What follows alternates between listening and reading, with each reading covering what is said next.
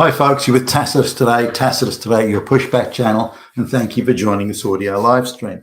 In this essay, I'd like to talk about the migrants, various ways of migrants coming to the West, particularly to sort of migrant-intensive places like Australia or Canada and so on, and comparing the migrants of, and I'll use 1970 as a baseline, the migrants of 1970 compared to the mass migrants of today, where they came from, how long it takes them to integrate or assimilate, and so on. So let's just have a little look at that.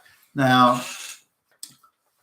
there was a Australian government paper from 1963, I think it was, and it discussed what was referred to generically as the White Australia policy. There was actually no such policy, but what the government focused on was which races of people from what parts of the globe will most quickly assimilate into Australian society. Now, Australia was at the time, 99% or whatever white. So, where would they come from? What sort of backgrounds would they have? And they, with impeccable correctness, the people involved at the time, again, this is like early to mid 1960s, said that, well, people who speak English, who are Christian, who come from cities and have internationally recognized qualifications, in the first world, they're the most likely people to integrate and assimilate. I mean, that's a statement of the obvious. You don't need to really pass that, as in PARSE. You don't really need to examine that. It's about as close to concrete fact as you can possibly. Those are the people that are going to most. So now you can argue the semantics of, well, that shuts out, the black third world lesbians and sort of thing. Okay, but the issue here is which people will most quickly integrate into Australian society, and that will be the ones. Now let's have a look in the post-war era, sort of the late 1940s. Australia was in a grip of some considerable fear about, particularly sort of 1949, when the communists took over China, that there was going to be this massive sort of Asian hordes, in Japan before that, Asian hordes coming into what was a really reasonably sparsely populated Australia at the time, sort of 7 or 8 million population. And what was going to happen, we need to populate. And the attitude was populate or perish.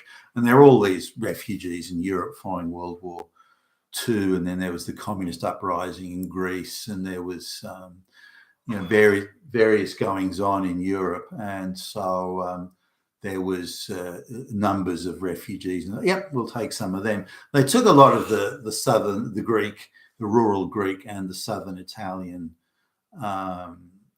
peasant stock came to Australia, and these people did not integrate and were very slow in integrating, and they formed these Greek and Italian communities, and there were Yugoslavs as well as Serbia and Croatia combined, making Yugoslavia. So that they looked at this, the government looked and said, well, gee, these people aren't integrating very quickly. So there was a move back during the course of the 1950s. There was a move back to looking at people on the basis of not simply putting numbers in, we need to populate and anyone will do, but going back to really focusing on integration. Now, Australia was an English-speaking country, so if you spoke English, that's one. Two, internationally recognised qualifications that would get that you were, which means you would have been to do some sort of advanced education, and also needed skills, like if you were an architect or an engineer or a builder, that got you in the front row. If you're a woman, if you were a nurse or a teacher, that would get you in the front row, and so on. So there were various sort of boxes to tick, which meant you'll integrate quickly. Now, this was, of course, absolutely correct. People who are arriving in Australia from those, and they could be from Germany or somewhere, but they spoke good English, or Sweden or France, or it didn't matter, but they speak in English. They had all the qualifications. They were Christians, they were white, and they would integrate seamlessly. Their children, even assuming their children came over arrived and they were under the age of 10, say, they would integrate seamlessly, and they would be, by the time they'd finished high school, they would be Australians. So the integration rate was very swift and almost immediate. Again, the first generation at the latest would be fully assimilated and integrated. Now, there were various outliers, and this was sort of picked up, that even if you had people who were, white and Christian, but they didn't have very good English, or maybe none, and they came from rural farming areas. They weren't city living. They didn't have, that tertiary education or that type of thing. They weren't socialized, if you like, into a cosmopolitan type lifestyle. Even they struggled.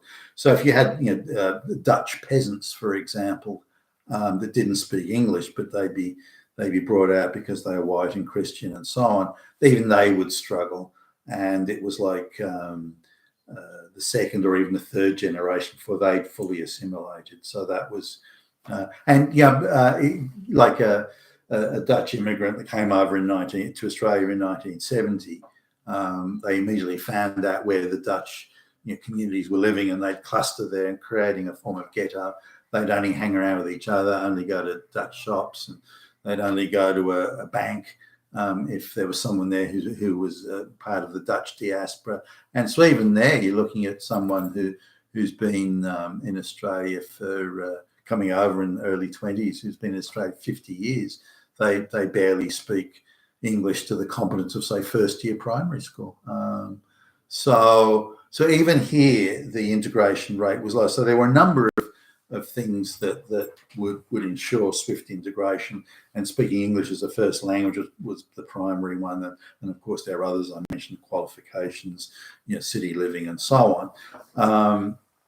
Like even rural English farmers, for example, who lived out in the middle of nowhere, and that they lived on the farm and the rural sort of peasant, semi-peasant life all their lives. Even they struggled to integrate. So it wasn't simply just someone that didn't speak English. So integration and assimilation came. So that was Australia's position there. But I noticed that even in the 1960s, the Indian government was lobbying the Australian government, quite heavily, by the way. I didn't realise it was this intense until recently. The Indian government was constantly pestering and lobbying the Australian government to take a quota, not just people that met the standard, but take a quota of Indian immigrants. And that's I didn't realise it had been going on that long. This has been standard policy of the Indian government for now 50, 60, 70 years, to try and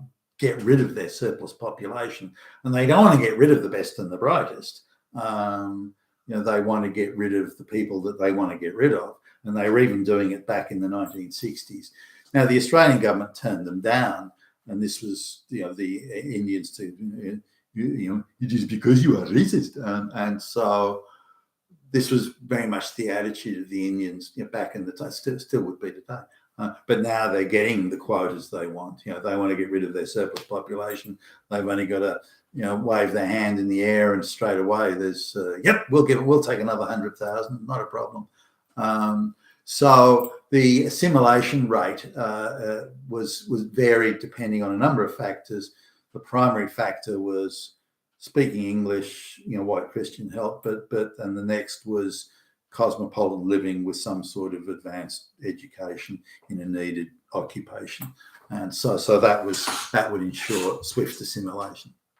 Now, I suppose everyone's probably noticed that those at the apex of the United Kingdom government these days, if you're white, then your chances of holding a senior position in the British government are pretty slim. And the argument is that the Suella Bravermans, the Priti Patels, the James Cleverleys, and the others, they're all well assimilated into they're all as British can be, and they're all well assimilated into the British society and culture, and they're as English can be, and so on. I dispute all of that. Rishi Sunak's a confirmed Hindu, and the First Minister in Scotland is a confirmed Islamist and is always railing about how there's too many white people around. The immigration, like Priti Patel and Suella Braverman and all these people that are involved in the immigration, they all seem to have they're confirmed globalists, and as many brown and black people can be brought into the British Isles as they can possibly do, illegal or otherwise. They're quite okay with. They're powerless to prevent it and stop it, and don't want to. And for all, Suella Braverman, as she walks to the podium and she does that very English sort of girly manner, and the hair, playing with the hair and all that sort of stuff. Aside from that, there's nothing English about her, nor Priti Patel or any of the. They may have the English girly mannerisms they put on, but that's it. That's the extent of their Britishness. So I don't believe that generation of immigrants that came to Britain, out of Africa, Rhodesia, as it then was, Zimbabwe, and so on, Uganda and the like. I don't believe they've been integrated at all into British society, and certainly not Rishi Sunak, that married a member of the Brahmin Indian elite. Whose folks are exceedingly rich, through monopolies and all sorts of market rigged profit extractions and the like. So I don't see that they're British in any way. So I don't see that bringing immigrants in who are not of the same majority stock, if you like, of the people already here, that they will uphold or believe in or participate fully in the culture, and therefore they're not assimilating in my view. Now, you look at the immigrants that have integrated well or seamlessly into Australian society, or it could be into Canadian society or whatever, but they do come from a certain area, and it's nothing to do with racism. I mean, if you have as your criteria assimilation and integration, which should be the primary criteria all the time in the immigration thing, then you will not get people outside of the majority culture. They will either take too long to assimilate or not assimilate at all. And I just want to look at that as well. Every Indian I know, who's been in the West or in Australia for 3, 4, 5, 6 generations, 7 generations, they still haven't integrated. They still perceive themselves as Indian first, and they will only marry other Indians. They send back to the village of their ancestors for brides and husbands. They're fanatically determined to keep their diaspora pure, and yet they say everyone else is racist. And they don't integrate they still have the Brahmin caste habits that their ancestors from 150, 160 years ago had in India. So these people in India, they've created a subculture, and when enough of them here, which they are already in Australia, they're creating a mini state within a state, and guaranteeing social disharmony going forward, and special pleading for special handouts. The same goes for the people from Islamic faith. They haven't integrated, or some do. You like with Indians, it's hardly any, but with others, you might find some. So really, even the Arabs who've been born here, whether they're from Lebanon or around that area, they've been born in Australia, they still send the back to their village in Lebanon for husbands and brides. It's insane. But they're perpetuating their own culture in Australia and not integrating at all. The idea of bringing these people to Australia or to any country where they're not going to integrate. Now, if they went to a neighbouring Arabic country, they probably would integrate, or they'd have a much better chance of it. Common culture, common attitude, common language, common views to society and how the values, but instead they want to come to the rich first world countries and never assimilate. And why any first world country or any country would do that to themselves is far well beyond me. But we're looking at a large proportion of the populations of the 1970s because there was or 1960s, 70s, where there was a much greater emphasis on, do you speak English as a first language and so on. But where they diluted that with, say the Greeks and the Italians, then very few of them integrated. And even third generation Greeks are still behave as if they're Greek and not Australian. And that's, this is the swarthier ones.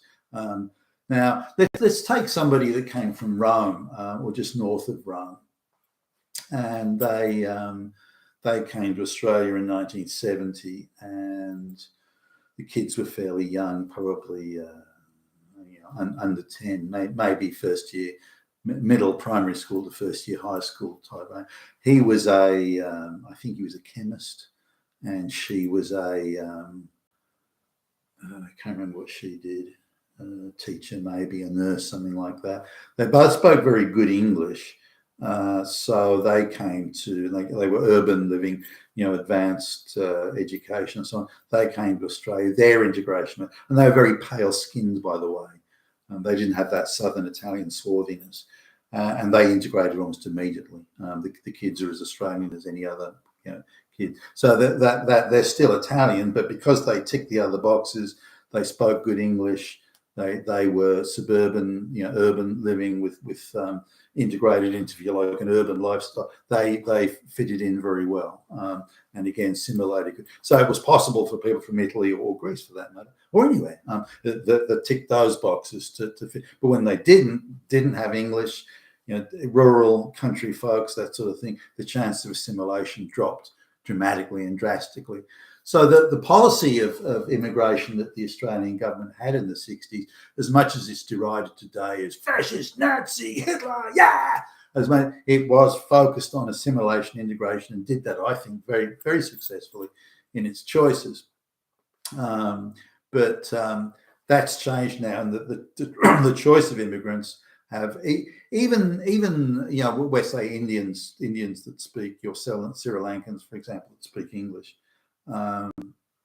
Their assimilation rate is very, very low, for a number of reasons, but because of they want to have a separate culture. They want to have a monoculture within the Australian society and have no intention of integrating.